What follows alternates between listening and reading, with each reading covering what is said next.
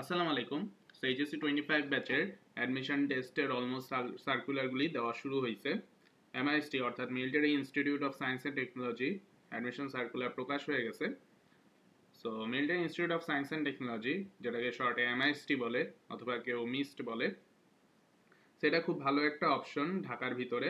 So ঢাকার ভিতরে যাদের ইঞ্জিনিয়ারিং পড়ার ইচ্ছা তাদের বুয়েট বুটেক্সের সাথে এমআইএসটিও খুব ভালো একটা অপশন। এটা আর্মিদের আন্ডারে একটা পাবলিক ইঞ্জিনিয়ারিং ইনস্টিটিউট। সো এই ভিডিওতে আমি এমআইএসটির যে 2025-এর সার্কুলার আছে, সো ওইটা নিয়ে আলোচনা করব। সো শুরু করা যাক। সো ফার্স্ট অফ অল, যে এমআইএসটি অ্যাডমিশন টেস্ট, সেটা যেই অনলাইন অ্যাপ্লিকেশন হবে সেটা স্টার্ট হবে 2 নভেম্বর। এই ডেডলাইন সেটা হলো 26 নভেম্বর। সো এর মধ্যেই যেই অনলাইন অ্যাপ্লিকেশন ফর্ম আছে ওটা ফিল আপ করে যে অ্যাপ্লিকেশন ফি ওটা পে করতে হবে। তো এবং তারপরে এমআইএসটি একটা শর্ট লিস্ট প্রোভাইড করবে যে কারা কারা এক্সাম দিতে পারবে আর কারা পারবে না। সো এটা 15 ডিসেম্বর 2025 এই টাইমে শর্ট লিস্টটা দেওয়া হবে এবং অ্যাডমিশন টেস্টটা হবে হলো 27 ডিসেম্বর এবং অ্যাডমিশন যেই সেন্টার হবে হলো ঢাকা, মানে ঢাকার ভিতরে সিট পড়বে। এখন ঢাকার ভিতরে বিভিন্ন ক্যাম্পাসে হইতে পারে, যেমন এমআইএসটিতে তো অবভিয়াসলি পড়বে, দেন বিউপিতে পড়বে, তারপর ওই ক্যান্টনমেন্ট এরিয়াতে তোমার যত স্কুল কলেজ আছে ওইখানে সিট পড়ে। যেমন আমার পড়ছিল হচ্ছে Dhaka girls cantonment college, so ওইখানে পড়ছিল। সো এমআইএসটি আমি 24 ব্যাচে ছিলাম, সো এমআইএসটি তো এক্সাম দিয়েছিলাম অ্যান্ড 1146তম পজিশন ছিল। সো এমআইএসটিতে টোটাল সিটস যদি বলি তাহলে অ্যারাউন্ড 700, এক্স্যাক্ট নাম্বারটা আমার জানা নাই। So around 700 plus minus architecture সহ। সো এরপরে আমরা রিকোয়ারমেন্টস নিয়ে আলোচনা করি যে এমআইএসটিতে তোমার অ্যাপ্লাই করতে হলে কি কি রিকোয়ারমেন্টস লাগবে। প্রথমত হলো তোমার এসএসসিতে জিপিএ 4 লাগবে, বাট এটা উইদাউট 4 সাবজেক্ট, মানে তোমার 4 সাবজেক্ট হায়ার ম্যাথ হোক বায়োলজি হোক ডাজেন্ট ম্যাটার, বাট 4 সাবজেক্ট ছাড়া তোমার এসএসসিতে জিপিএ 4 লাগবে, এটা মাস্ট। মানে 4 সাবজেক্ট সহ 4 হইলে হবে না, 4 সাবজেক্ট ছাড়াই জিপিএ 4 লাগবে। এরপর হলো এইচএসসি রিকোয়ারমেন্টস হলো তোমার যে physics, chemistry, higher math and English, এই 4টা সাবজেক্টের যেই জিপিএ পয়েন্ট মানে গ্রেড পয়েন্ট সেটা 4x5 20, এই 20-র মধ্যে তোমার 18 পাইতে হবে। এই 4টা মিলায় 20-তে 18 থাকতে হবে এবং খুব ইম্পর্টেন্ট একটা কন্ডিশন যে with a minimum of GPA 4 in each subject, মানে physics, chemistry, higher math and English এগুলাতে মিনিমাম জিপিএ 4, অর্থাৎ ইন্ডিভিজুয়ালি 4টাতে তো এ থাকতেই হবে এবং প্রত্যেকটার যে সামেশন সেটা 18 হইতে হবে।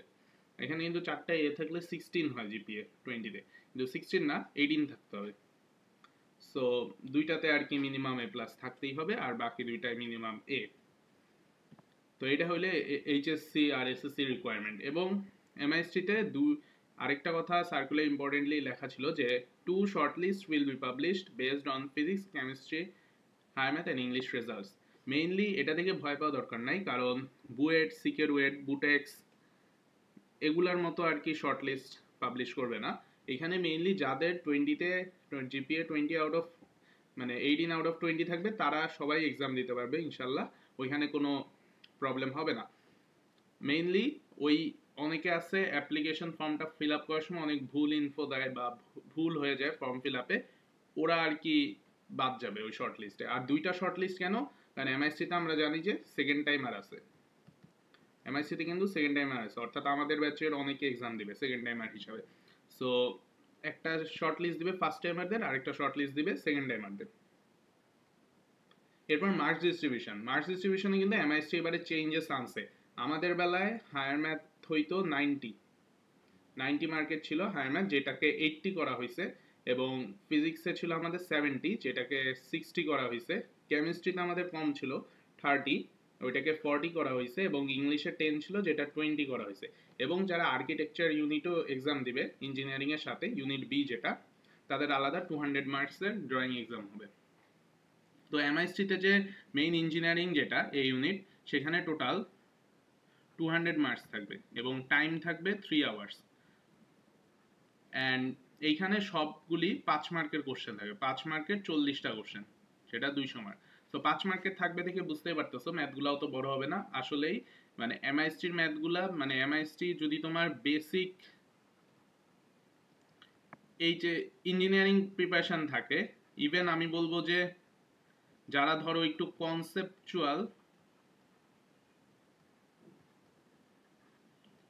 কনসেপচুয়াল ভার্সিটি এর প্রিপারেশন নিছে, ডিউ আর কি, সো তারাও এমআইএসটিতে ভালো রেজাল্ট করা পসিবল। কারণ এমআইএসটি কোশ্চেন একদম ইজি হয়, মানে বেসিক, মানে কাইন্ড অফ তোমার এইচএসসির প্রিপারেশন যদি একদম মানে বোর্ডে একদম ভালো রেজাল্ট করার মতো থাকে, তুমি এমআইএসটিতে মানে যদি কোনো ভুল না করো চান্স পাওয়ার পসিবিলিটি আছে। আর যারা ইঞ্জিনিয়ারিং প্রিপারেশন নিচ্ছে তাদের জন্য তো অবভিয়াসলি এটা একটা মানে আপার হ্যান্ড থাকবেই। কিন্তু এমআইএসটিতে আরেকটা ওয়ার্নিং এর বিষয় আছে যে এমআইএসটিতে যেহেতু ইজি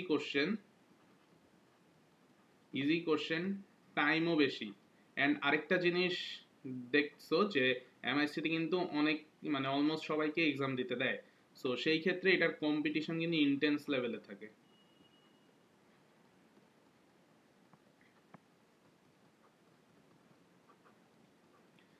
সো এতে দেখা যায় যে এমআইএসটিতে তোমার 170 to 180 পাওয়া লাগবে চান্স পাওয়ার জন্য 200-এ।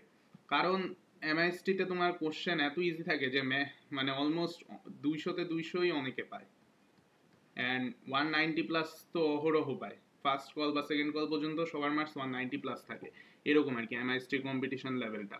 সো এমআইএসটিতে তোমার একদম ইজি কোশ্চেন হয়।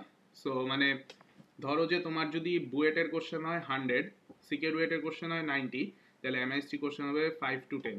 সো এমআইএসটি কোশ্চেন মানে এত ইজি হয়, সো এটার জন্য কম্পিটিশনটা হাই থাকে আর টাইমও বেশি। সো এমআইএসটিতে একদম টাইম যেহেতু বেশি, ঠান্ডা মাথায় কোনো ভুল করা যাবে না শুরু থেকে যে একদম শেষ পর্যন্ত, মানে যতটুকু করবে 170 অ্যান্সার করুক, 180 অ্যান্সার করুক, 190 অ্যান্সার করুক, যদি কারেক্ট ওয়েতে আগায় অ্যান্ড ফুল মার্কস আনতে পারে তাহলেই কিন্তু ইজিলি সিটটা চলে আসে। কিন্তু অনেকের সিলি মিস্টেক হয়, যেমন আমার কয়েকটা কোশ্চেনে সিলি মিস্টেক হয়েছিল যার জন্য র্যাঙ্কটা 1146 পর্যন্ত গেছে। সো সিলি মিস্টেক হইলে আর কি এমআইএসটিতে মানে 5 মার্কও যদি সিলি মিস্টেক হয় অনেক র্যাঙ্ক পিছায় যায়।